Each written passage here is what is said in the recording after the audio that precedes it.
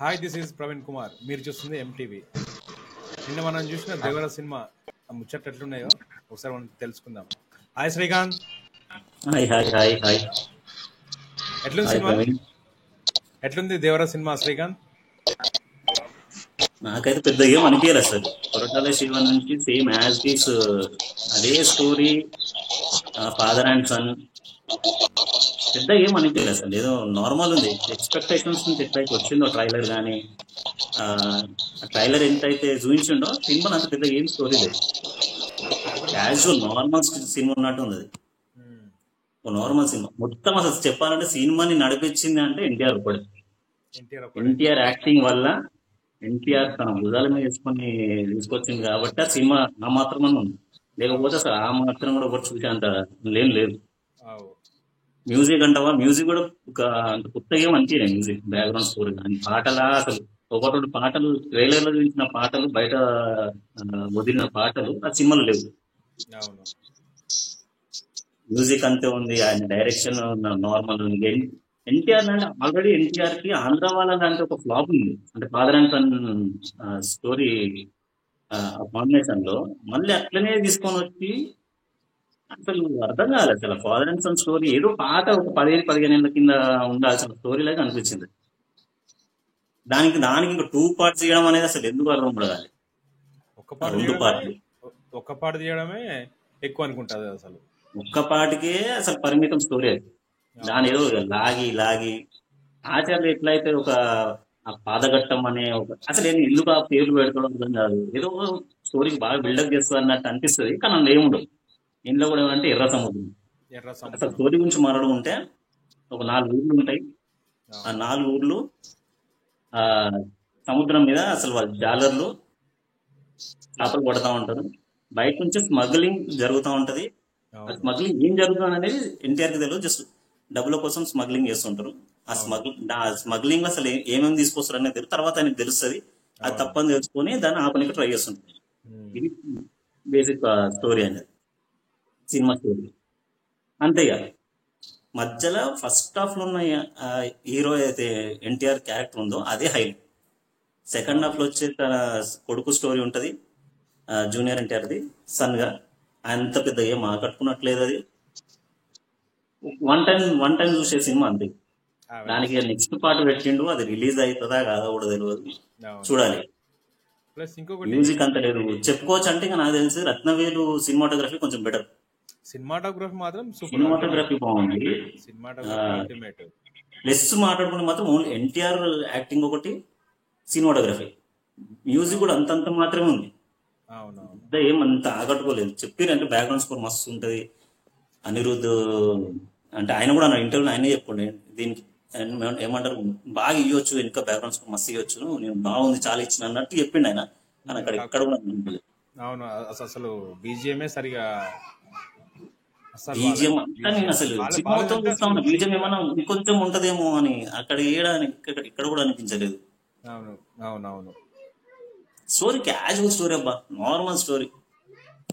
దాన్ని ఎందుకు మరి ఆయన అంతగానో అది చేసిండో. 3 సంవత్సరాలు కదా షూటింగ్ అది. ఆ దగ్గర మూడు దగ్గర 3 సంవత్సరాలు సంవత్సరాలు. దగ్గర 3 సంవత్సరాలు. దానికి ట్రైలర్లు, ఇంటర్వ్యూలు, తమిళ ఇంటర్వ్యూలు, ఇంకోటి తెలుగు ఏంటంటే ఇంటర్వ్యూలు, కన్నడ ఎన్టీఆర్ ఇంటర్వ్యూలు. ఎన్టీఆర్ కి త్రిబుల్ ఆర్ తర్వాత బాలీవుడ్ లో మార్కెట్ ఫస్ట్ టైం ఆయన బాలీవుడ్ టచ్ ఎంట్రీ చేసిండు, ఇచ్చిండు. చూసిండు, ఎంట్రీ ఇచ్చిండు, మంచి పేరు వచ్చింది త్రిబుల్ ఆర్ తో. సో అదే ఎక్స్పెక్టేషన్స్ ఉంటాయి అనుకున్నాం, కానీ నెట్ లో చూస్తే ఆ, అటు సైడ్ బాలీవుడ్ లో థియేటర్ లో టికెట్స్ బుక్ అయినాయి చాలా తక్కువ. అవునవును. అసలు దా- బుక్ కూడా జరగలేదు ఎక్కడ. ఎక్కడ కూడా దాదాపు అసలు టికెట్లు మీకు అమ్ముడు పోలే, సోల్డ్ అవుట్ కాలేదు. అసలు ఏందా ఎందుకు మరి అంటే నాకు తెలిసి డైరెక్టర్ ప్రభావం ఉంటుంది. ఇప్పుడు ప్రభాస్ అంటావా సరైన బాహుబలి అంత పెద్ద హిట్ అయింది కాబట్టి ఆయనకున్న ఇమేజ్ తోని డైరెక్టర్ గురించి చూడకపోయినా కూడా ఆయన గురించి టికెట్ బుక్ చేసుకొని అవును. సినిమా వెళ్తారు, అక్కడ వెళ్ళారు అవును. జనాలు. కానీ ఈయన అట్లా ఇక్కడ అట్లా ఎందుకో జరగలేదు. బాలీవుడ్ లో అస్సలు కూడా యాక్సెప్ట్ చేయలేదని అనిపిస్తుంది నాకు తెలిసి. ఏమన్నా తెలుగు మార్కెట్, దాదాపు తెలుగు 16 టికెట్లు వందల మంచిగా ఓపెనింగ్స్ వచ్చినాయి. అవును. ఇది దా- దాదాపుగా 1600 షోలో ఏముంటే, ఇది మన సినిమా షోలు ఉంటే దాంట్లో మనకి టికెట్లు బుక్ అయినాయి ఎంత ముంబైలో 69 షోలకి 17 టికెట్లు బుక్ అయినాయి. ఢిల్లీలో 158 షోలకి 38 టికెట్లు బుక్ అయినాయి. కోల్కతాలో 90 షోలకి 9 టికెట్లు బుక్ అయినాయి. మరి అక్కడ ఇది క్రేజ్ ఉన్న మరి అక్కడ క్రేజ్ ఇంత ఉంది తక్కువనా? కాబట్టి మరీ టూ మచ్. నీకేది మనకి ఆల్రెడీ కటింగ్స్ అంటే ఉన్నాయి, పేపర్ కటింగ్స్ లేదు, ఉన్నాయి, పేపర్ కటింగ్స్ ఉన్నాయి ఆల్రెడీ. అసలు నార్మల్ అసలు గా బుక్ అసలు కాదు. త్రిబుల్ ఆర్ లాంటి సినిమా తర్వాత సరే డైరెక్టర్ మీద ఏం హోప్స్ లేకపోయినా కానీ ఎన్టీఆర్ ఆ త్రిబుల్ ఆర్ చేసిన యాక్టింగ్ కి ఆయన దానికి ఉన్న ఇమేజ్ కి అవును రావాలి. ప్లస్ ఇప్పుడు ఇంకొక సగంకి సగం అన్నా రావాలి. మరి ప్లస్ 10, 15, 30, 40 టికెట్లు అంటే ఏంది అసలు? ప్లస్ ఇంకొకటి మెయిన్ గా దీంట్లో ఏంటంటే సైఫ్ అలీ ఖాన్ సైఫ్ పెట్టిండు అలీ కదా. ఖాన్. సైఫ్ అలీ ఖాన్ త్రో కూడా బాలీవుడ్ మరి టికెట్లు బుక్ కావాలి, ఆ, చూడాలి. అంతే కదా. ఈ మల్టీ స్టార్స్ పెట్టింది ఎందుకు? హిట్ కోసమే పెట్టింది. హిట్ కానీ కోసం అసలు బాలీవుడ్ లో మళ్ళీ అవును బాలీవుడ్ నుంచి కొంచెం హిట్ కొట్టొచ్చు అనేది సైఫ్ అలీ ఖాన్ అనేది బాలీవుడ్ లో తోపు. ఆ తోపుని తీసుకొచ్చి దీంట్లో పెట్టారు మాకు ఫుల్. పెద్ద పెట్టారు యాక్టర్ కానీ అయినా కూడా కనీసం పెద్ద యాక్టర్ అయినా కానీ అసలు టికెట్స్ బుక్ కావాలనేది అసలు ఇక్కడ ఇక్కడ కూడా ఫెయిల్ పాయింట్ అవుతుంది చేయాలి. టికెట్స్. టికెట్స్ అసలు ఎందుకు బుక్ కావాలి అనేది పాయింట్ అవుట్ చేయాలి అసలు. అదే ప్లస్ సినిమా ఇంకొకటి మాత్రం క్యాజువల్ స్టోరీ అయిపోయింది అబ్బా సినిమా. అంటే ఫాదర్ అండ్ సన్ స్టోరీ పట్టుకురావడం నాకు అర్థం కాలేదు అసలు. ఈ జనరేషన్ లో కూడా నువ్వు ఏదైనా ఇంక కొత్తగా ట్రై చేయాల్సింది. అవును. అదే ప్లస్ చెప్పు. ప్లస్ ప్లస్ ఇంకొకటి ఈ ట్రైలర్ లో చూపించిన ఆ కత్తి షాట్లు అయితే ఉన్నాయో అవి మాత్రమే సినిమాలో నాకు కనిపిస్తున్నాయి. మిగతా ఎక్కడైతే కనబడలేదు. మళ్ళీ అవును ఇంటర్వెల్ కి ముందు ఒక ఫైట్, ఎండింగ్ లో ఒక ఫైట్. అంతే. అయితే మనకి ట్రైలర్ లో చూపించింది మాత్రమే సినిమా కనబడుతుంది. మిగతా మొత్తం లాగే ఉంది. నాకు తెలిసి అక్కడ మొత్తం లాగే ఉంది. అక్కడ స్టోరీ అయితే ఏం లేదు. ఆయన ద బెస్ట్ షార్ట్స్ అంటే ట్రైలర్ చూపించేసిండు. అవును. మంచి మంచి షార్ట్స్ అంటే ట్రైలర్ లో చూపించేసిండు. సినిమాకు పోతే సినిమా కొత్తగా ఏం లేదు. ఇక సినిమాలో కొత్తగా ఏం పెద్దగా అనిపించలే. ఆ షార్ట్స్ మాత్రమే ఉన్నాయి దాంట్లో, మిగతా ఏం లేవు ఆ, కదా. ఆ కింద ఇంట్రొడక్షన్ లో చూపించే శవాలు సముద్రంలో అతను ఎవరు చంపారు ఏందనేది ఆయన చెప్తా ఉంటాడు. ప్రకాష్ రాజ్ జస్ట్ స్టోరీ చెప్పడానికి మాత్రమే ఆ సినిమాలో ఉన్నాడు అన్నట్టు అనిపించింది. ఆయన క్యారెక్టర్ పెద్ద ఎక్కడ బిల్డప్ కాలేదు. అవును. ఎవరిని నాకు తెలిసి అంత కరెక్ట్ గా వాడుకున్నట్టు అనిపించలేదు. నాన్ వాస్తే కొన్ని క్యారెక్టర్స్ ఉన్నట్టు అనిపించింది. ప్రకాష్ రాజ్ ఒకటి, శ్రీకాంత్ అని కొంచెం శ్రీకాంత్ ఓకే. పర్లేదు, ఏదో అంటే ఉన్నాడు, సైడ్ క్యారెక్టర్ లో ఉన్నాడు. ఆ సముద్రంలో ఇంట్రొడక్షన్ సీన్ హైప్ ఇవ్వడానికి అది చూపించిండు. కానీ ఎవరు చంపారు సరే దేవరనే చంపిండు అనుకుందాం అంటే దాన్ని రివీల్ చేయడు. ఈ ఫస్ట్ హాఫ్ లో ఎండింగ్ లో ఎన్టీఆర్ వచ్చిన ఫైట్ సీన్ లా ఓహో ఈయన చంపిండా అని అనుకుంటే అది కాదు. అవును. లాస్ట్ క్లైమాక్స్ చంపింది అంటే అవి కావు. దాన్ని అవును. ఎక్కడ కన్ఫ్యూజన్ ఇవ్వలేదు. అంటే మేబీ సెకండ్ పార్ట్ లో చూపిస్తాం అనుకున్నాం, మరి ఏమో కానీ అవునవును. సెకండ్ పార్ట్ దాకా అసలు డౌట్ అయ్యా సినిమా అసలు. ఫస్ట్ పార్టే సరిగ్గా చూన్నోళ్ళు సెకండ్ పార్ట్ ఎట్లా చూస్తారు శ్రీకాంత్? సెకండ్ పార్ట్ దాకా అసలు కష్టం. సినిమా మళ్ళీ వస్తుందన్న దాంట్లో ఉంది డైలమాలో పడిపోతుంది ఇప్పుడు సినిమా. ఇంట్రడక్షన్ లో ఆ సముద్రంలో ప్రకాష్ రాజు ఉంగరం వేసినప్పుడు ఆ ఉంగరం కోసం కిందికి లోపలికి పోతాడు కదా. అజయ్ ఉంగరం కోసం పోయి షాక్ అవుతాడు. ఇందాక నువ్వు చెప్పిందే, పోయి షాక్ అవుతాడు. ఎన్ని శవాలు ఉన్నాయి, ఏంది అని, ఇది ఇంకో హిస్టరీ ఉంటది అని చెప్పేసి బయటకు వచ్చి ఏంది అని అడిగే వరకల్లా హిస్టరీ స్టార్ట్ చేస్తాడు. కానీ నువ్వు చెప్పినట్టుగా ఆ హిస్టరీ అసలు సినిమాలో రివీల్ కాలే మనకేడ. రివీల్ కాలేకపోయింది. రివీల్ చేయలేడు ఎక్కడ కూడా. రివీల్ చేయలేదు. సరే స్టోరీ చెప్పుకుంటూ వచ్చిందంత అసలు దేవర గురించి. కానీ అవును. ఆయన క్యారెక్టర్ ని కూడా ఏదో చంపాలి అనే అంటే ఏదో సైడ్ చేసేయాలన్నట్టు చేసినట్టు అనిపించింది అది. అవునవును. చివరాఖరికి ఒక ఏమంటారు క్లైమాక్స్ లా సస్పెన్స్ పెట్టిండు. బాహుబలి కట్టప్ప బాహుబలిని ఎందుకు చంపిండు అన్నట్టు సొంత కొడుకే ఈయనని అసలు ఏందా అర్థం కాలేదు. ఏదో పెట్టి నెక్స్ట్ ఏమంటారు ఇంకో పాట గుంజాలి అన్నట్టే ఉందా మరి అసలు నిజంగానే మన స్టోరీ దానికి ఈ ముందు ఫస్ట్ పార్ట్ మంచిగా ఉంటున్నాయి కదా, సెకండ్ పార్ట్ దాకా వెళ్ళేది పబ్లిక్. ఎవరైనా కానీ సినిమా మంచిగా ఉంటుందనే పోతారు. ఏదో పైసలు ఉన్నాయి బొక్క పెట్టుకోవాలని చెప్పి పోరు కదా, ఎంటర్టైన్మెంట్ కావాలి అందుకోసం పోయారు. ప్లస్ ఇంకొకటి ఇక్కడ నాకు తెలిసిన విషయం అంటే ఎన్టీఆర్ ఒక్కడే సింగిల్ హ్యాండెడ్ లో సినిమాని మనం గుంజుకొచ్చినట్టు చెప్పాలి. రెండు క్యారెక్టర్లు చూస్తే దేవర క్యారెక్టర్ ఏమంటారు ఆయన క్యారెక్టర్ బిల్డప్ మస్తు అనిపించింది. అవును, మస్తు ఉంటది, బాగుంది, చాలా మంచిగా చూపించిండ్రు. ఆ గెటప్ కానీ ఆయన యాక్టింగ్ కానీ బాగుంటాయి. మ- మంచిగా అనిపిస్తుంది, చాలా మంచిగా అనిపిస్తుంది. ప్లస్ ఇంకొకటి,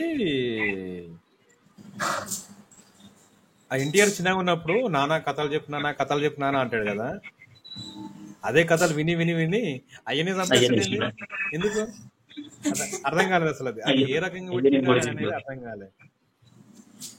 కట్టప్ప అదే మరి యాంగిల్లో అసలు. పెట్టిండు.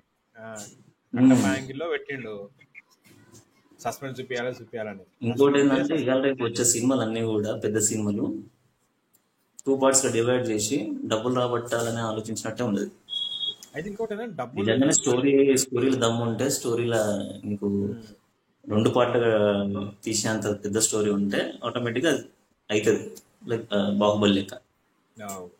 అంత మంచి నీకు ఏమంటారు పర్ఫెక్ట్. అంటే అందుకే రాజమౌళి పర్ఫెక్ట్ డైరెక్టర్ అంటారు. ఆయన ఎక్కడ గుంజుకొచ్చి ఏడ ఆపాలి, ఎట్లా నీకు ఇంటర్వెల్ సీన్ పెట్టుకుంటాడు, క్లైమాక్స్ పెట్టుకొని నెక్స్ట్ పార్ట్ గుంజేలాగా చూసుకుంటాడు. అన్ని పర్ఫెక్ట్ ఇస్తాడు.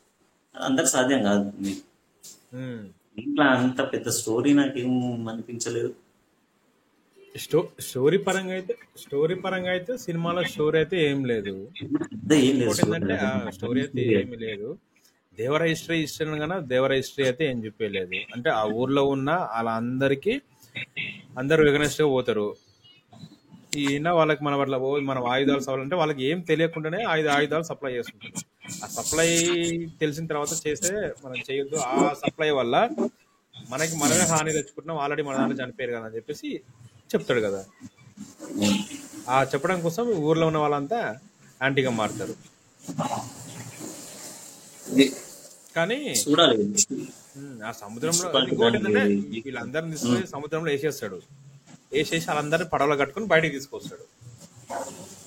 అంతవరకు బాగానే ఉంది. కానీ ఆ సముద్రంలో కింద ఉన్న శవాల గురించి మాత్రం రివీల్ చేయలేదు. అసలు ఆ హిస్టరీ గురించి చెప్పని కూడా చెప్పలేదు. ప్రకాష్ రాజ్ ఇంకో చెప్పిన అసలు విషయం ఏంటంటే నీళ్ళల్లో వాళ్ళు కొన్ని సీన్లు చూసిన ఫైట్ సీన్స్ ఉమ్మ చూపించేసింది నీళ్ళల్లో. అవునవును. వాళ్ళ స్మగ్లింగ్ చేసే టైంలో ఆ బాక్సెస్ కింద వేసేది పడవలతో గుంజుకొని వస్తుంది. అవును. నువ్వు పడవలతో గుంజుకొని వస్తుంటే సరిపోతుంది. దానికి కింద ఇంక ఇద్దరు మనుషులు పోయి దాన్ని పట్టుకొని నీళ్ళలో నడుచుకుంటారు. ఏంటి ఇంటి నాకు అర్థం కాలేదు. దాన్ని మోయడం ఏంటి? కొన్ని సీన్ లాజిక్ లేకుండా ఉన్నాయి. నీళ్ళకి మనిషి ఎంతసేపు ఉంటాడు? తీసుకొస్తుంటాడు. చిన్న చిన్న లాజిక్స్ కొన్ని. నువ్వు ఆల్రెడీ తాడు కట్టుకొని దాన్ని తీసుకొస్తున్నావు భయ్. అవును. దాన్ని ఇంక కింద మనుషులు పోయి మళ్ళీ పట్టుకోవాల్సిన అవసరం ఏముంది? అవసరం అదొకటి. లేదు. సరే తీసుకొని వచ్చినాక నువ్వు ఒడ్డుకు తీసుకొని వచ్చినాక స్మగ్లింగ్ ఏదైతే కంటైనర్ ఉంటుందో ఎన్టీఆర్ నేను మీకు అప్పయ్యపోను అని చెప్పేసి తోస్తాను. అంత పెద్ద కంటైనర్ ని ఎన్టీఆర్ ఒక్కడు దోచుకుంటాడు. అవునవును. అంటే అది కంటైనర్ దోయడం వరకే ఓకే. Container దోస్తుండడమే okay. ఒక మనిషి అంత పెద్ద కంటైనర్ దానికి ఒక 10 మంది ఎదురెళ్తారు ఆ కంటైనర్ ఆపనికి. అవును. ఈ 10 మంది కోర్సు, కంటైనర్ బరువు, ఇవన్నీ కలిపి ఒక ఎన్టీఆర్ అయితే కొన్ని వేరే మిస్ అయినా అనిపించింది. ఏంటంటే ఇప్పుడు హీరో అందరికన్నా బలవంతుడు, బలశాలి అన్నట్టుగా మనకి చూపించడం కోసం ఆ షాట్ నాకు తెలిసి, అంతే కదా. దాన్ని ఆ కంటెంట్ బయటికి తీసుకొచ్చేటప్పుడు దాదాపు ఉన్న 15 మంది పట్టుకొని వస్తారు. వీడు చెప్తే విననందుకు అదే ఎమోషన్తో పోయి దూక్కుంటూ పోయి పడేస్తారు. అంటే ఏంటంటే ఇక్కడ ఏముందంటే ఓన్లీ హీరోని హైలైట్ చేయాలి. హైలైట్ చేస్తేనే చూస్తారు మన ఫ్యాన్స్ కూడా. మనకు కావాల్సింది కూడా సేమ్ అదే కదా, అంతే కదా. హలో శ్రీకాంత్, అంతే కదా. మన హీరోని హైలైట్ చేయడం కోసమే ఆ షాట్ పెట్టింది అక్కడ. అవును, అదేదో కొంచెం హైలైట్ బిల్డప్ ఇవ్వాలి, ఉంచాలన్నట్టు. అంటే అంతేలేదు. కొన్ని నిజంగా వాస్తవంగా వర్కౌట్ అయితే లేవా అని చూసుకొని పెడితే మంచిగా ఉంటుంది. సరే హీరోని లేపాలి కాబట్టి, హీరో బిల్డప్ ఇవ్వాలి కాబట్టి పెట్టాలనుకుంటే అది తప్పదు. కానీ చూసేవాళ్ళకి కొంచెం అనిపిస్తుంది ఇట్లనే, మనం ఎట్లయితే మాట్లాడుకుంటున్నామో అట్లనే అనిపిస్తుంది చూసేవాళ్ళకి. ఏందిరా ఈడ ఒక మనిషి పోయి 10 మంది ఆపుతుంటే ఆ 10 మందిని నూకి కంటైనరే దగ్గర టన్ను బరువు ఉంటుంది. అది దాన్ని పడేసింది కాకి అటు నుంచి ఇంకో 10 మంది. బాలకృష్ణ తొడగొడితే చూసేస్తారా? మానేసిండు బాలకృష్ణ మానేసుకుండు. అవన్నీ మానేసుకొని ఇప్పుడు అక్కడ అలాంటి మంచి దానికి తగ్గట్టు ఒక డైరెక్టర్ ఉంటే ఆయనకి తగ్గట్టు అప్పట్లో మస్తు నడుస్తుంది. మరి ట్రైన్ వాపస్ ఫుల్ హిట్ అయింది అప్పట్లో. ఓడితే ట్రైన్ రిటర్న్ వెళ్ళిపోతుంది. అయితే ఇంకోటి ఏంటంటే ఇటువంటి ఎంటర్టైన్మెంట్ ఉంటేనే పబ్లిక్ కూడా చూస్తారు. కానీ దాన్ని ఓవర్గా పెట్టద్దు, లిమిట్ లో పెట్టాలి. అంటే నీకు అంటే అంటే అది డైరెక్టర్ ఇష్టంలో మన ఒపీనియన్ మనం చెప్తున్నాం అంతే అంతే. అంతే కదా. సో అదే అబ్బా, ఓవరాల్ చూసుకుంటే మాత్రం ఐఎండిబి రేటింగ్ దానికి 6.7 ఏమో ఇచ్చింది అనుకుంటా దేవరకి. అవునవును ఇచ్చింది. IMD rating so one time watch movie అది, ఒకసారి చూడొచ్చు. దానికి ఎందుకు చూడొచ్చు అంటే ఎన్టీఆర్ యాక్టింగ్ వల్ల చూడొచ్చు. ఓకే, మరీ అంత ఫ్లాప్ సింగ్ కాదు, ఆ స్క్రీన్ ప్రెజెన్స్ మంచిగా కొంచెం బాగానే ఉంది. పెద్ద పెద్ద క్యారెక్టర్స్ యాక్టర్స్ దానిలో పెట్టిరు. వన్ టైం వాచ్, ఒకసారి చూడొచ్చు. One time watch. ఇది దేవరా. ప్లస్ ఇంకోటి మన చుట్టమనే సాంగ్ అయితే వచ్చింది, అది మంచిగానే ఉంది. ప్లస్ మళ్ళీ ఇంకొకటి దావూది అని చెప్పి సాంగ్. దావూది సాంగ్ అసలు పెట్టనే లేడు, వదిలిండు కానీ బయటకు చూపించారు కానీ అది సినిమాలో లేదు. సినిమా అయిపోయే వరకు నేను చూస్తున్నా ఏదైనా ఆయన ఇంకా సినిమా పాట వస్తుందేమో అని వెతుకుంటున్నా కానీ పాట రాలే. సాంగ్ రావట్లేదు. ఆ సాంగ్ కోసం నేను కూడా వెయిట్ చేస్తున్నా. స్టెప్స్ నేర్చుకుందామని చెప్పి నేను వెయిట్ చేస్తున్నా, అది కానీ రావట్లేదు. నేర్చుకుని చేస్తావా? స్టెప్స్ మామూలుగా ఇటు అటు ఇటు అటు ఏమన్నా చేసిండే డాన్స్ నేర్చుకుందామని చెప్పి చాలా వెయిట్ చేసి సాంగ్ అనేది అసలు అక్కడ సీను మనం వెయిట్ చేయలేదు సాంగ్ కోసం. సీను అవునవును, వెయిట్ చేసి సరే ఏం చేస్తాంలే ఇక వెయిట్ చేసి నా కళ్ళు మొత్తం కాయలు కాసిపోయాయి చూడు. సినిమా అయిపోయే వరకు నేను వెయిట్ చేస్తున్నా, అదేంటి ఇక్కడ వస్తుందేమో పాట, క్లైమాక్స్ వచ్చేస్తుంది కనిపిస్తలేని పాట అనుకున్నాను. మర్చిపోయినా ఇక వాస్తవానికి పాట మర్చిపోయి ఇంటికి వచ్చాక గుర్తొచ్చింది, ఒక పాట ఏది ఉండాలి అసలు పాట రాలేదని సినిమాలో. మర్చిపోయినాం అంటే ఇప్పుడు సినిమా ఈ సాంగ్ మై బార్బిచ్ అంత మంచిగా ఉంది కదా సినిమా. అంతే, ఓ రకంగా చెప్పాడు అట్లనే వేసిండు.